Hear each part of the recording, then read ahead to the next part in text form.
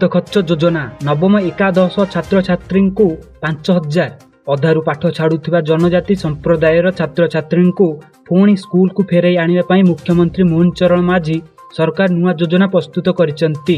आर्थिक स्वच्छल नथिबा कारणरू पाठ छाड़ुवा छात्र छात्री शिक्षा जारी रखिया एणिकी सरकार नवम एवं एकादश श्रेणी छात्र छात्री मानू वर्ष को 5000 टंका हाथ खर्च प्रदान करेंगे। यह द्वारा राज्यर 3 लाख रु अधिक छात्र छात्री उपकृत हो पारिबे बोली विधानसभा रे गुरुवार स्वास्थ्य और परिवार कल्याण मंत्री मुकेश महालिंग सूचना प्रदान करिसेंती। शहीद माधो सिंह योजना अंतर्गत यही आर्थिक सहायता प्रदान कराजिबो बोली मंत्री कहिसेंती।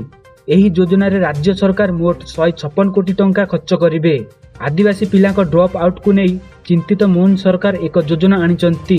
माधो सिंह हाथ खर्च योजना रे आदिवासी पिलांकु प्रोत्साहन राशि मिलिबो। चलित बजेट रे एयाकु मुख्यमंत्री एयाकु नहीं घोषणा करथिले। एही योजना अधीन रे नवम और एकादश श्रेणी नाम लेखाथिबा जनजाति छात्र छात्री को वार्षिक 5000 टंका मिलिबो। चलित बजेट रे एयाकु मुख्यमंत्री एयाकु नहीं बड़ घोषणा करथिले। योजना अधीन रे नवम और एकादश श्रेणी नाम लेखाथिबा जनजाति छात्र छात्री को वार्षिक 5000 टंका मिलिबो। तेबे यह केबेटू मिलिबो से नहीं कौनसी सूचना प्रकाश पाई नाही। शिक्षा क्षेत्र पर चलित वर्ष बजेट रे 35,536 कोटी टंका व्ययराद होईची।